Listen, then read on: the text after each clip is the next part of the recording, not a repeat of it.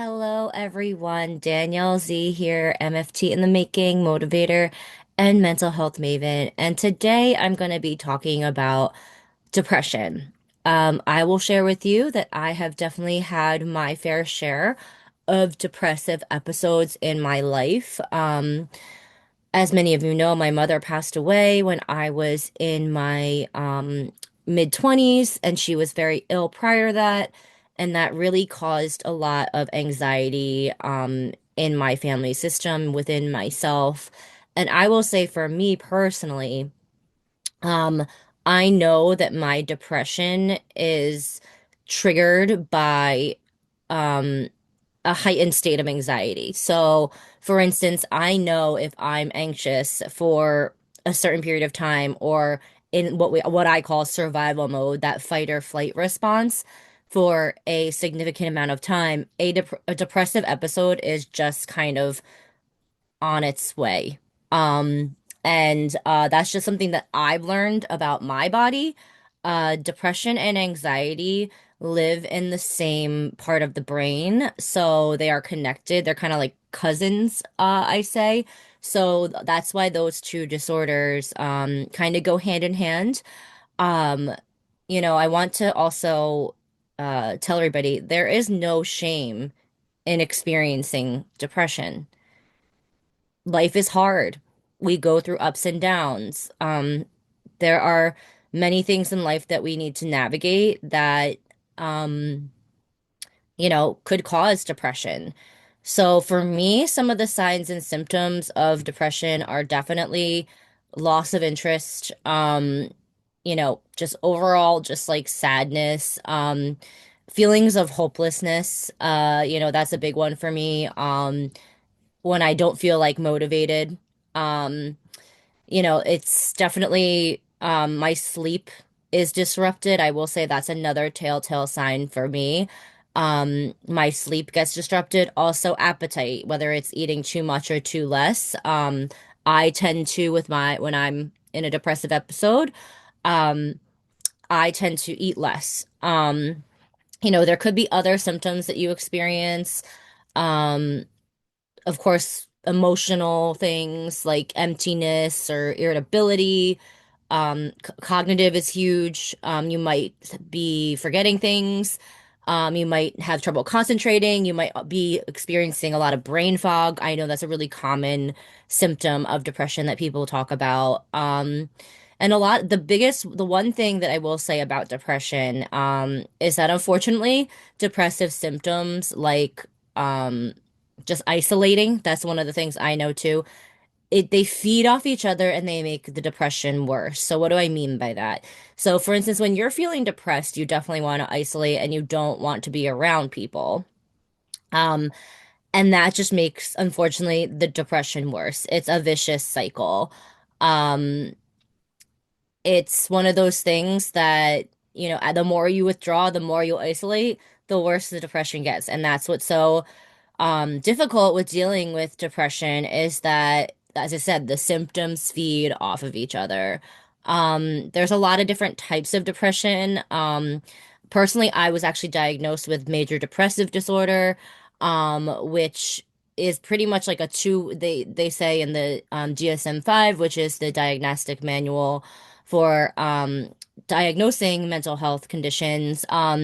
It is an intense, persistent, like 2 week period where you have these 12, I believe, or 12 to 15 different symptoms. And that's what I was talking about with my depression. It definitely is triggered by high anxiety events. And then, I know a depression is coming. There's also, seasonal affective disorder, and I really want to, or sad, or, um, I want to also emphasize that this is real. I experience seasonal affective disorder when it's the winter, when it's not sunny out, when I'm not getting as much vitamin D. Um, yeah, it's very real. And yeah, you might not feel like hopeless, but you definitely um feel a little less, like yourself and just maybe not as motivated. And I want to also normalize that. Like, it's okay to feel depressed sometimes. Like, you might not be in a depressive episode, but it's okay to feel low and it's okay to feel down sometimes. Like, of course, life events, grief, a difficult relationship, a breakup, grieving of the loss of a loved one. These are all things that could trigger depression, and I want you guys to know that this is normal. This is your body reacting to something. And a lot of times people go in depressive episodes, amidst a lot of change. Their nervous system and their brains and their bodies can't handle the amount of change that's going through, that they're experiencing. And that's okay. And I want people to know that, depression is very common.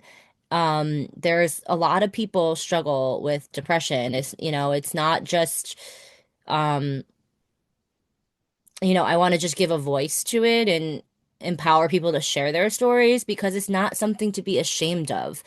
It's like, I think we live in this world where mental health is not really, there's still a stigma around wanting help and needing help, and also to mental health disorders. And it's I always say, like, if you need to be on a antidepressant or SSRI or some sort of mental health medication to manage your mental health, it's like being a diabetic and needing insulin. Like, that's what your body needs. Like, it is okay. And there's no shame in taking medication.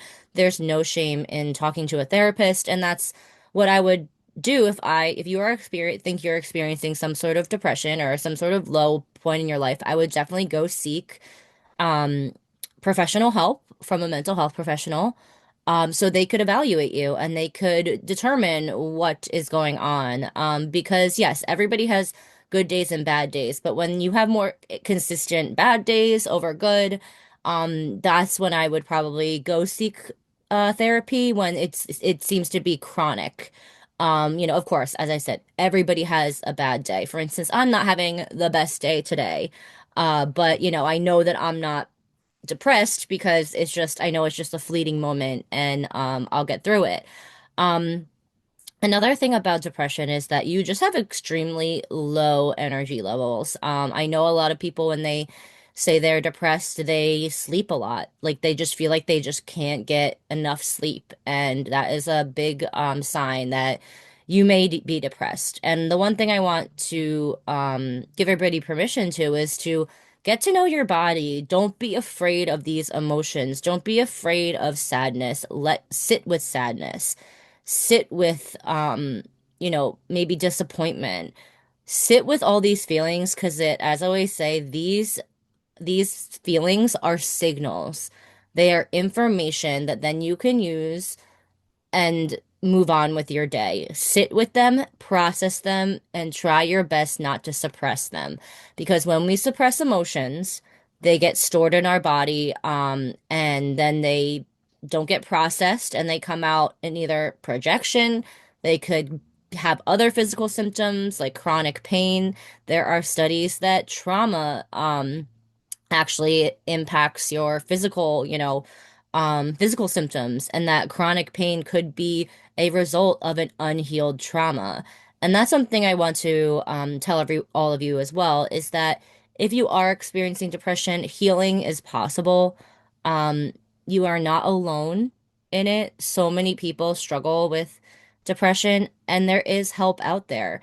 And there are people, mental health professionals, your support system that can help you. And that's another thing that really helped me, I will say, is having a strong support system. Is not, I always say, like, when I was very open when I was having depressive episodes, like, hey, if you don't hear from me, I'm having a hard time. Like, and I know that's hard to admit. That's really, sometimes really hard to admit that you're having a hard time, but if you do and you're honest with yourself, the people that love you and care about you, they're just going to want the best for you, and they're going to want to be there for you. They're going to want to show up for you. So trust me, I know it's hard, and there's definitely a lot of shame around not being your best self, but the people that love you and accept you will be there for you. I promise you this. I promise, promise, promise you, because you are loved, you are important, you matter.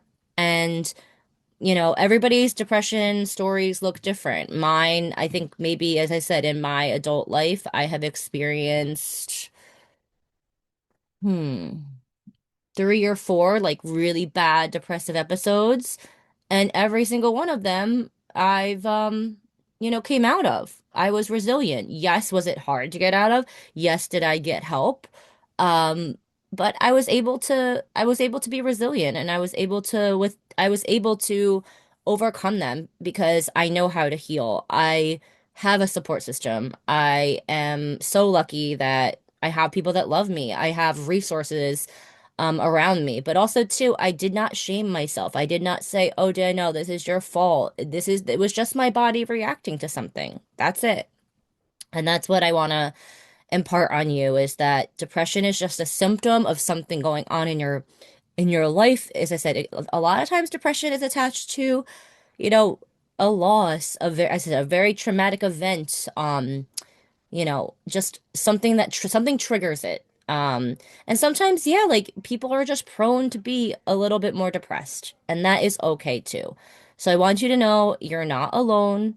People struggle with depression. I want to normalize it. I hope that I wish we lived in a world that where depression didn't exist, but I think that would be a unrealistic expectation of myself that, um, you know, that it wouldn't be there, but you can heal. And the first part of healing is looking inward and doing that inner work, whatever that looks like for you. I would say for me, it was going to talk therapy. I think my second or third depressive episode, I got medicated. If medication you think is the right thing to do, sometimes I tell people, you know, I think the combination of talk therapy and medication is most ideal, but it's whatever works for you. Honestly, also too, action, I would say, and getting out of that isolation depressive cycle helps. So for instance, getting out of bed, even though you might not feel like you can, just getting out of bed, maybe getting some sun, walking outside, small grounding exercises, every little thing helps. And, I think when you choose to heal yourself, um, that's one of the bravest things you can do. So I always say seek a professional. I'm a big talk therapy, psychotherapy girl, of course, but whatever works for you. And if you are, in need of help, there's so many resources out there. Of course, there's the 988 mental health crisis line if you are in a severe mental health crisis. But please, like, use your resources. I'm sure your insurance providers have mental health professionals. If you don't have insurance, there's tons of resources on the internet that can give you access to potential care. And I hope that you all take care of yourselves and know that depression is just part of life, and it's also a paradox. It's like you have to learn how to lose in order to learn how to win. Sometimes we need the sad times in our lives to really appreciate the happy ones. As always, thank you so much for listening, and I will talk to you soon.